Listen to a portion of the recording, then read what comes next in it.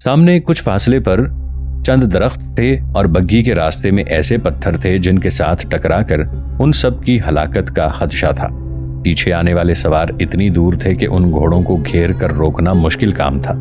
अचानक सामने जंगल से 30-40 सवारों का दस्ता नमूदार हुआ और उनके बर्क रफ्तार घोड़े आन की आन में बग्घी के करीब पहुंच गए। सबसे आगे मुश्की घोड़े पर एक निकाब पोश था जिसकी सफेद कबा हवा में लहरा रही थी। निकाब पोश के इशारे पर बाकी तमाम सवार नेज़े बुलंद करके अल्लाह अकबर के नारे लगाकर बग्घी के पीछे आने वाले सवारों की तरफ मुतवज्जे हुए और उन्होंने बग्घी की तरफ चंद तीर चलाने के बाद घोड़ों की बागें मोड़ ली। नकाब पोश ने बग्घी को कोचवान के बगैर देखकर अपने घोड़े बग्घी के ताक़ुब में छोड़ दिए और अगले घोड़ों में से एक के करीब पहुंचकर अपना घोड़ा उसके साथ मिलाने के बाद उस पर छलांग लगा दी। अभी वो संभलने न पाया था कि बग्घी का एक पहिया पत्थर के साथ टकराकर टूट गया और बग्घी एक तरफ को उलट गई। घोड़ों की बागें पांव में आकर टूट चुकी थीं, लेकिन मुंह में लगामें मौजूद थीं। नकाब पोश ने हाथ बढ़ाकर पहले एक और फिर दूसरे घोड़े की लगाम पकड़ ली और उन्हें अपनी पूरी कुव्वत से रोकने की कोशिश की। घिसटती, लुढ़कती और पत्थरों के साथ टकराती हुई बग्घी रुक गई। थोड़ी देर बाद जब उस निकाब पोश के साथी बग्घी का ताक़ुब करने वालों को मार भगाने और एक परेशान हाल कोचवान को गिरफ्तार करने के बाद वापस आए तो उसने टूटी हुई बग्घी के पास कराहने वाले मुसाफिरों की तरफ इशारा करते हुए कहा, मुझे अफसोस है कि मैं इन्हें जख्मी होने से नहीं बचा सका, ताहम मुझे उम्मीद है कि इनकी जानें जरूर बच जाएंगी। बग्घी के अंदर इनका एक संदूक भी पड़ा है, उसे उठा लो। अबू दाऊद नीम बेहोशी की हालत में आंखें खोलने के बाद उठकर बैठ गया और अपनी खून आलूद पेशानी पर हाथ फेरने के बाद निकाब पोश और उसके साथियों की तरफ देखते हुए नहीफ आवाज में शुक्रिया कहने के बाद अपनी बीवी और लड़कियों की तरफ मुतवज्जे हुआ। मेरिया, रबिया, उसने यके बाद दीगरे तीनों को झंझोड़ते हुए कहा। मेरिया ने कराहते हुए आंखें खोली और दहशत और सरासीमगी की हालत में फिर बंद कर लीं। एक लम्हे के बाद उसने फिर आंखें खोली और एंजेला कहती हुई अपनी बेटी को झंझोड़ने लगी। एंजेला के निचले होंठ और कनपटी से खून बह रहा था। वो चंद बार कराहने के बाद अपनी मां की तरफ देखने लगी। रबिया होश में आकर आंखें खोलती है तो शम्मा की रोशनी में उसने देखा कि वो एक कुशादा कमरे में लेटी हुई है। उसके बिस्तर के करीब एक कुर्सी पर अबू दाऊद और दूसरी कुर्सी पर एक अजनबी नौजवान बैठा हुआ है। बेटी को होश में देखकर अबू दाऊद आगे झुका और उसकी पेशानी पर हाथ रखते हुए बोला, रबिया, मेरी बेटी। रबिया ने सहमी हुई आवाज में पूछा, मैं कहाँ हूँ? अबू दाऊद ने जवाब दिया, बेटी, हम एक निहायत महफूज मकाम पर पहुंच चुके हैं और एक ऐसे शख्स के मेहमान हैं जिसकी पनाह में हमें कोई खतरा नहीं, और ये तुम्हारे तबीब हैं। कमरे के दूसरे हिस्से में एक बिस्तर पर मेरिया लेटी हुई थी, दूसरे पर एंजेला तकिए से टेक लगाए बैठी थी। रबिया ने उनकी तरफ इशारा करते हुए अपने बाप से पूछा, वो कैसी हैं? अबू दाऊद ने जवाब दिया, वो ठीक हैं। एक और नौजवान कमरे में दाखिल हुआ। रबिया की निगाहें थोड़ी देर के लिए उस पर मरकूज होकर रह गईं। अबू दाऊद खड़ा हो गया। आइए बैठिए। नौजवान ने आगे बढ़कर बेतकल्लुफी से अबू दाऊद के कंधे पर हाथ रखते हुए कहा, मैं ये देखने आया था कि आपकी बेटी की तबीयत कैसी है। अबू दाऊद ने जवाब दिया, इसने अभी अभी आंखें खोली हैं, हमें अफसोस है कि हमने आपको बहुत तकलीफ दी। नौजवान ने जवाब दिया, काश आप जैसे मेहमान को ठहराने के लिए हमारे पास इससे ज्यादा मौजूद जगह होती। एंजेला अपने बिस्तर से उठी और चुपके से आकर रबिया के सरहाने बैठ गई। रबिया, तुम्हारी तबीयत कैसी है? उसने प्यार से उसके माथे पर हाथ रखते हुए पूछा। मैं अच्छी हूँ, सर और टांग में दर्द है। अम्मी जान कैसी हैं? वो ठीक हैं। पहला नौजवान जो उन जख्मियों के लिए तबीब के फराइज अंजाम दे रहा था बोला, मेरा ख्याल है कि अभी इनका बातें करना ठीक नहीं, मैं इन्हें नींद की दवा पिला देता हूँ, इनके लिए मुकम्मल आराम बहुत जरूरी है। दूसरे नौजवान ने अरबी जबान में सवाल किया, इनको ज्यादा चोट तो नहीं आई? तबीब ने जवाब दिया, मैं सुबह तक सही राय दे सकूंगा, बहरहाल तशवीश की कोई बात नहीं। अबू दाऊद ने सवाल किया, आपके ख्याल में ये कब तक तंदुरुस्त हो जाएंगी? इन्हें बहुत जल्द आराम आ जाएगा और मेरे ख्याल में आपको भी आराम करना चाहिए। अगले दिन जब रबिया एक लंबी नींद के बाद बेदार हुई तो एंजेला कमरे की खिड़की के सामने खड़ी बाहर झांक रही थी। मेरिया बिस्तर पर तकिए से टेक लगाई बैठी थी। एंजेला, एंजेला, रबिया ने उसे आहिस्ता से आवाज दी। एंजेला ने चौंक कर उसकी तरफ देखा और उसके करीब बैठ गई। रबिया ने कहा, एंजेला, रात के वक्त यहाँ तुमने 2 अजनबी देखे थे? اینجلا نے جواب دیا۔ میں ابھی کھڑکی کے سامنے کھڑی انہیں ہی دیکھ رہی تھی۔ مجھے شک ہو رہا تھا کہ میں شاید کوئی خواب دیکھ رہی تھی۔ اینجلا نے کہا، اگر تمہیں یہ علم ہو کہ اس وقت کہاں ہیں تو تم یہ کہو کہ ہم جاگتے میں بھی ایک خواب دیکھ رہی ہیں۔ ربیہ نے کہا، میں شاید بگھی سے گر کر بے ہوش ہو گئی تھی، لیکن یہ حادثہ دوپہر کے تھوڑی دیر بعد پیش آیا تھا۔ اس کے بعد جب مجھے ہوش آیا تو شاید رات کا وقت تھا۔ کمرے میں شمع جل رہی تھی۔ میرے خیال میں ہم غرناطہ کی فوجی چوکی میں ہیں۔ نہیں، ہم اس سڑک سے کئی کوس دور پہنچ چکے ہیں۔ تمہیں بے ہوشی کی حالت میں ہمارے ساتھ یہاں لایا گیا۔ ربیہ، تم ہمیشہ یہی کہا کرتی ہو نا کہ میرے دل میں تمہارے لیے کوئی ہمدردی نہیں، لیکن مریم مقدس کی قسم، میں سارا راستہ تمہارے لیے روتی رہی۔ ہم یہاں آدھی رات کے وقت پہنچے ہوں گے۔ جو شخص تمہارا علاج کر رہا ہے اس کے متعلق ابا جان کا خیال ہے کہ وہ ہسپانیہ کا بہترین جراح ہے، لیکن اس وقت ہم ہیں کہاں؟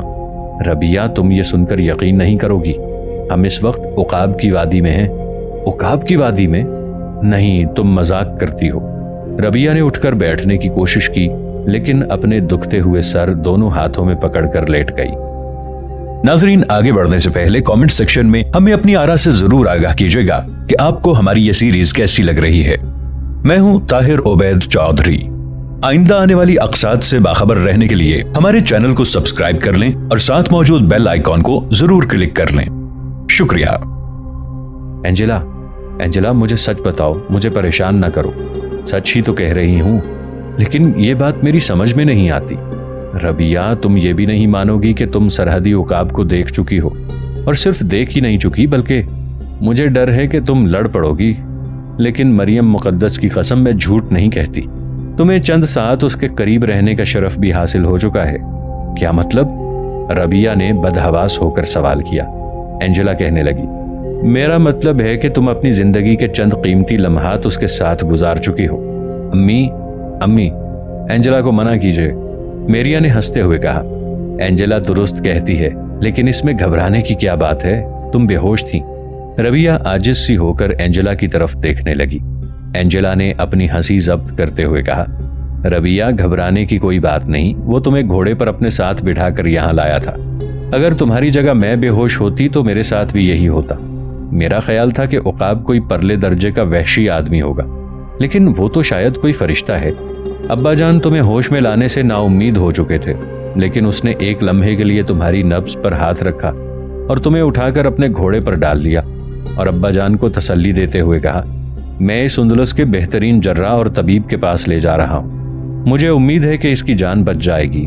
آپ میرے آدمیوں کے ساتھ چلے آئیں، مجھے اپنا دوست سمجھیں۔ اور ابا جان نے کہا، میں یہ نہیں جانتا کہ آپ کون ہیں، لیکن اگر آپ میری لڑکی کی جان بچا سکیں تو میرا سونے اور جواہرات سے بھرا ہوا صندوق آپ کا ہے۔ اس نے کہا، آپ مجھے نیکی کی قیمت وصول کرنے والوں میں شمار نہ کریں، میرے آدمی آپ کے سونے اور جواہرات کی حفاظت بھی کریں گے۔ یہ کہہ کر اس نے گھوڑے کو ایڑ لگا دی۔ ہم جب آدھی رات کو یہاں پہنچے تو ہمیں معلوم ہوا کہ تم ہم سے بہت پہلے یہاں پہنچ چکی ہو۔ ربیہ کہنے لگی، اچھا، تمہیں یہ کیسے معلوم ہوا کہ وہ سرحدی عقاب ہیں؟ ابھی جاگنے سے تھوڑی دیر پہلے ابا جان یہ بتا کر گئے ہیں۔ ربیہ نے کہا، تو کیا وہ نقاب پوش جس نے اپنی جان خطرے میں ڈال کر ہماری بگھی کے گھوڑے روکے تھے سرحدی عقاب تھا؟ اینجلا کہنے لگی، ہاں، اور رات کے تیسرے پہر جب تمہیں ہوش آیا تو وہ تمہاری مزاج پرسی کو آیا تھا۔ اس سے پہلے بھی وہ 2-3 بار تمہارے متعلق پوچھنے کے لیے آ چکا ہے۔ آج صبح بھی وہ آیا تھا۔ اس کے سپاہیانہ لباس سے معلوم ہوتا تھا کہ وہ کسی مہم پر جا رہا ہے۔ اس نے ابا جان سے یہ بھی کہا تھا کہ میں شاید شام تک نہ آؤں، اور تمہارا طبیب تو شاید ساری رات اس کرسی پر بیٹھا رہا ہے۔ جب میں اٹھی تھی تو وہ تمہاری نبض دیکھ رہا تھا۔ ربیہ نے پوچھا، ابا جان کہاں ہیں؟ اینجلا نے کہا، وہ دوسرے کمرے میں طبیب کے ساتھ کوچوان کو دیکھنے گئے ہیں۔ اس بیچارے کو بھی کافی چوٹیں آئی ہیں۔ 3 دن بعد ربیہ کے سر کی تکلیف قدرے کم ہو چکی تھی، لیکن گھٹنے میں درد کے باعث وہ سہارے کے بغیر چلنے کے قابل نہ تھی۔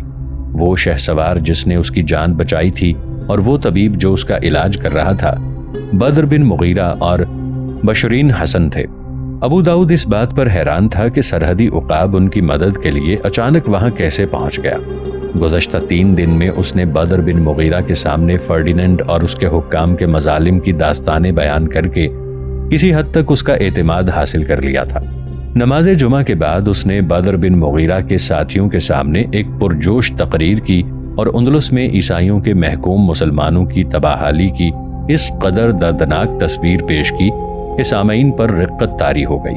پھر اس نے اندلس میں مسلمانوں کے ماضی کی روح پرور داستانیں سنائیں، بدر بن مغیرہ اور اس کے ساتھیوں کی جنگ آزادی کی دل کھول کر تعریف کی، اور اختتام پر یہ کہا، ہمیں اپنے مستقبل کے متعلق کوئی غلط فہمی نہیں ہونی چاہیے۔ اگر ہم نے متحد اور منظم ہو کر فرڈیننڈ کے خلاف فیصلہ کن جنگ نہ لڑنے کا فیصلہ نہ کیا تو ہم آہستہ آہستہ مٹا دیے جائیں گے۔ تمہارے لیے میرا یہی پیغام ہے کہ بزدلی کی زندگی سے بہادری کی موت بہتر ہے، اور یہی پیغام میں اہل غرناطہ کے پاس لے کر جا رہا ہوں۔ مجھے یقین ہے کہ ابو الحسن ہماری مظلومیت کا حال سن کر دشمنان اسلام کے خلاف جہاد کا اعلان کرنے میں تاخیر نہیں کرے گا۔ تقریر کے بعد جب وہ بدر اور بشیر کے ساتھ اپنی قیامگاہ کی طرف واپس آ رہا تھا تو بدر بن مغیرہ نے کہا، مجھے یقین ہے کہ غرناطہ میں رہ کر آپ مسلمانوں میں ایک نئی روح پھونک سکیں گے۔ ابو داؤد نے مغموم لہجے میں جواب دیا، میں اپنا فرض پورا کروں گا، لیکن لوگ ایک اجنبی کی باتوں پر زیادہ توجہ نہیں دیا کرتے۔ بشیر نے جھجکتے ہوئے کہا، اگر آپ برا نہ مانیں تو میں ایک سوال پوچھنے کی جرت کروں؟ ابو داؤد نے جواب دیا، اگر آپ بھی مجھ سے کچھ پوچھتے ہوئے ہچکچائیں تو یہ مجھ پر ظلم ہوگا۔ بشیر نے کہا، آپ کو خدا نے دین کے علم کی دولت سے مالا مال کیا ہے، اور آپ اتنے باعمل ہیں کہ آپ کو خدا نے دین کے علم کی دولت سے مالا مال کیا ہے، اور آپ رات کے وقت تہجد کے لیے بھی اٹھتے ہیں، اور آپ کی زبان میں جادو ہے۔ لیکن ایک بات پر حیران ہوں کہ ابو داؤد نے اس کا فقرہ پورا کرتے ہوئے کہا، آپ حیران ہیں کہ ان سب باتوں کے باوجود میری اپنی بیوی اور لڑکی عیسائی مذہب پر قائم ہے، یہی کہنا چاہتے تھے نا آپ؟ بشیر نے حیران ہو کر کہا، ہاں میں یہی پوچھنا چاہتا تھا، مجھے یقین ہے کہ آپ کے پاس اس کی معقول وجہ ہوگی۔ ابو داؤد کہنے لگا، اس کی ایک وجہ ہے، لیکن میں یہ نہیں کہتا کہ وہ معقول ہے۔ اس کے متعلق آپ جیسے مجاہدوں کا فتویٰ زیادہ صحیح ہوگا۔ یہ میری دوسری بیوی ہے، پہلی بیوی ایک مسلمان تھی اور اس کی لڑکی بھی مسلمان ہے، لیکن میری یہ بیوی مرثیہ کے ایک عیسائی خاندان سے ہے، اور اس کے ساتھ شادی سے قبل مجھے اس بات کا علم تھا کہ میں شادی کے بعد عیسائیوں کی سلطنت میں رہ کر اسے تبدیلی مذہب پر آمادہ نہیں کر سکتا۔ اس کے باوجود میں نے اس کے ساتھ اس لیے شادی کی کہ میں عیسائیوں کی حکومت میں ایک آزاد خیال مسلمان سمجھا جاؤں۔ میں اپنی قوم کی مظلومیت اور ذلت برداشت نہیں کر سکتا تھا، میں انہیں ایک انقلاب کے لیے آمادہ کرنا چاہتا تھا۔ میں نے عیسائی بیوی کو اپنے لیے ڈھال بنایا، آج تک میں نے اپنے مقاصد اس پر ظاہر نہیں ہونے دیے، یہاں تک کہ وہ بھی مجھے اندلس کے ان ہزاروں مسلمانوں سے مختلف خیال نہیں کرتی جو مذہب سے بہت دور جا چکے ہیں، بلکہ اپنے ہم مذہبوں میں جا کر وہ یہ کہتی ہے کہ میں اسلام کی نسبت عیسائیت سے زیادہ قریب ہوں۔ ان باتوں سے میں نے یہ فائدہ اٹھایا ہے کہ میں کئی شہروں میں مسلمانوں کی انقلابی جماعتیں تیار کر چکا ہوں۔ آپ حیران ہوں گے، میں گزشتہ 10 سال سے قسطلہ میں ہوں، بڑے بڑے عیسائی امراء کے گھروں تک میری رسائی ہے، لیکن آج تک کسی کو یہ علم نہیں ہو سکا کہ میں ان کی سلطنت کے خلاف سرگرم عمل ہوں۔ آپ کو میرے طریقہ کار پر نکتہ چینی کرنے کا حق ہے، لیکن میری نیت خدا کو معلوم ہے۔ اس عورت کے ساتھ شادی کرنے سے قبل میں یہ محسوس کرتا تھا کہ حکومت کے جاسوس ہر وقت میرے پیچھے لگے رہتے ہیں، لیکن اس سے شادی کرنے کے بعد میری مشکلات بہت کم ہو گئی ہیں، اور جو کچھ میں نے گزشتہ 20 برس میں کیا ہے اس کا نتیجہ اس وقت ظاہر ہوگا جب ابو الحسن یا اس کے بعد غرناطہ کا کوئی اور تاجدار عیسائیوں کے خلاف اعلان جہاد کرے گا۔ اب شاید آپ میرے وہاں سے فرار ہونے کی وجہ پوچھنا چاہیں۔ میں وہاں سے اس لیے نہیں بھاگا کہ حکومت کو میری سازشوں کا علم ہو گیا ہے، اس کی وجہ صرف یہ ہے کہ قسطلہ کے شاہی گھرانے کا ایک نوجوان میری چھوٹی لڑکی کے ساتھ شادی کرنا چاہتا تھا۔ انہوں نے میری بیوی کو اس بات پر آمادہ کر لیا تھا، اور میرے گزشتہ طرز عمل کے باعث میری بیوی کو یہ یقین تھا کہ میں ایک عیسائی نوجوان کے ساتھ اپنی لڑکی کی شادی کی مخالفت نہیں کروں گا۔ لیکن جب مجھے اس بات کا علم ہوا تو آپ میری حالت کا اندازہ نہیں لگا سکتے۔ اس سے قبل میں سوچا کرتا تھا کہ میں اپنا کام پورا کرنے کے بعد غرناطہ چلا جاؤں گا اور اپنی عیسائی لڑکی اور بیوی کو مسلمان کر لوں گا۔ اب مجھے احساس ہوا ہے کہ پانی سر سے گزر رہا ہے۔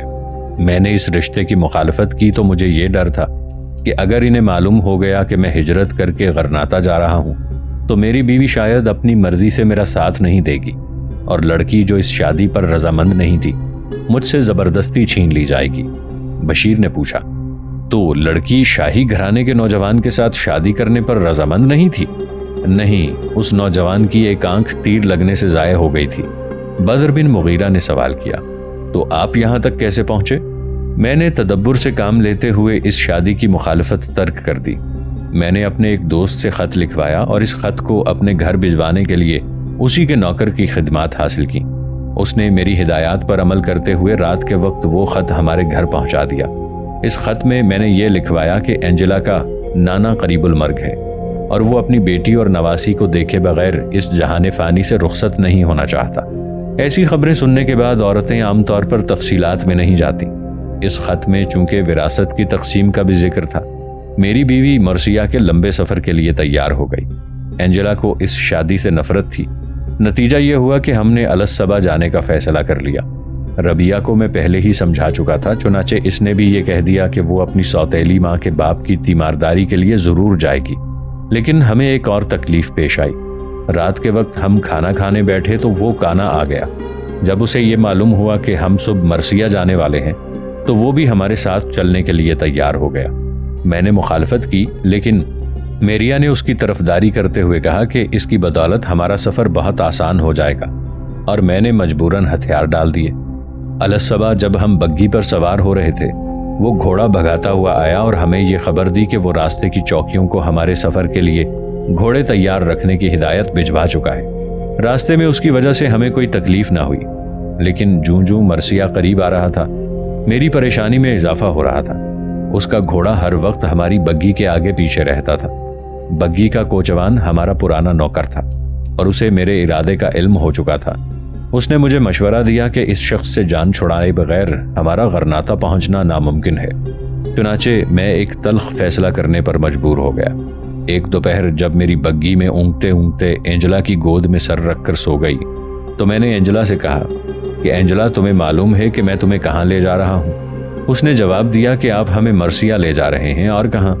میں نے کہا کہ میں تمہیں اس شخص سے بچانا چاہتا ہوں اور اس مقصد کے لیے میں مرثیہ کی بجائے غرناطہ جا رہا ہوں۔ اس نے آنکھوں میں آنسو بھرتے ہوئے کہا کہ ابا جان، اس کے ساتھ شادی کرنے کی بجائے میں موت کو ترجیح دوں گی۔ میں اس سے بچنے کے لیے ہر جگہ جانے کو تیار ہوں۔ میں نے کہا، یہاں سے تھوڑی دور آگے غرناطہ کی سڑک ہے، اس سڑک سے وہ سڑک الگ ہوتی ہے، لیکن یہ تو سائے کی طرح ہمارے پیچھے لگا ہوا ہے۔ اگر ہم نے راستہ بدلا تو اگلی چوکی پر ہمیں یہ روک لے گا۔ اس سے چھٹکارا حاصل کرنے کا صرف ایک راستہ ہے۔ اینجلا نے کچھ سوچ کر کہا کہ ابا جان، وہ اس وقت ہمارے پیچھے ہے، آپ کے پاس کمان ہے اور آپ تیر چلانا جانتے ہیں۔ میں نے کہا کہ مجھے تمہاری ماں کا ڈر ہے۔ اس نے کہا کہ امی جان تو سو رہی ہیں، آپ جلدی کیجئے۔ میں نے پچھلی کھڑکی سے جھانک کر دیکھا تو وہ کوئی 50 گز دور تھا اور ایک فحش گیت گاتا آ رہا تھا۔ میں نے کوچوان کو بگھی کی رفتار کم کرنے کا حکم دیا۔ جب ہمارے درمیان فاصلہ تھوڑا رہ گیا تو میں نے تیر چلا دیا اور ساتھ ہی کوچوان کو بگھی تیز کرنے کی ہدایت کی۔ وہ تیر کھا کر گھوڑے سے نیچے گر پڑا، تاہم مجھے ڈر تھا کہ اگر وہ زندہ رہا تو فوراً سارے اندلس میں ہماری تلاش شروع ہو جائے گی، اس لیے میں نے پوری رفتار سے اپنا سفر جاری رکھا۔ جب میریا کی آنکھ کھلی تو اسے ہم نے بتا دیا کہ وہ آگے نکل گیا ہے، اور اس کے بعد ہم نے اسے یہ معلوم نہیں ہونے دیا کہ ہم راستہ بدل چکے ہیں۔ لیکن سرحد کی آخری چوکی عبور کرتے ہی مجھے اپنے پیچھے چند سوار دکھائی دیے۔ مجھے ان کی رفتار سے شک ہوا اور میں نے کوچوان کو بگھی تیز کرنے کا حکم دے دیا۔ بارش کی وجہ سے سڑک بہت خراب تھی۔ بہرحال خدا کا شکر ہے کہ بگھی تیز کرنے کا میں نے حکم دیا تھا، اور یہ بھی شکر ہے کہ بگھی اس وقت ٹوٹی جب آپ ہماری مدد کے لیے پہنچ چکے تھے۔ ہمیں سرحد تک پہنچنے کا موقع غالباً اس لیے ملا کہ پہلے ہماری تلاش مرثیہ کی سڑک پر کی گئی ہوگی، اور وہاں ہمارا سراغ نہ ملنے پر انہوں نے غرناطہ کی سڑک کی طرف توجہ کی ہوگی۔ یہ سب آپ کے اس سوال کا جواب ہے کہ میں نے اینجلا اور میریا کو ابھی تک مسلمان کیوں نہیں بنایا۔ اب آپ سے ایک بات پوچھنا چاہتا ہوں۔ بدر نے کہا، اب آپ کو ہر بات پوچھنے کا حق ہے۔ ابو داؤد نے پوچھا، آپ کا علاقہ ہمارے راستے سے کافی دور تھا، اگرچہ عقاب کی پرواز کی حدود متعین نہیں ہوتی، لیکن آپ ہماری مدد کے لیے وہاں اس طرح پہنچے جیسے پہلے سے وہاں تیار کھڑے تھے۔ بدر بن مغیرہ نے جواب دیا، بات یہ ہے کہ کچھ عرصے سے غرناطہ کی حکومت کے ساتھ ہمارے تعلقات بڑی حد تک دوستانہ ہیں۔ انہوں نے سرحد کے کچھ علاقے کی حفاظت میرے سپرد کر رکھی ہے، اور کبھی کبھی مجھے ان کی چوکیوں کا معائنہ کرنے کے لیے جانا پڑتا ہے۔ اس دن بھی میں یہ دیکھنے کے لیے نکلا تھا کہ بارش کی وجہ سے سپاہی اپنے اپنے گوشوں میں دبک کر بیٹھے ہوئے ہیں یا اپنے پہروں پر موجود ہیں۔ راستے میں مجھے آپ مل گئے۔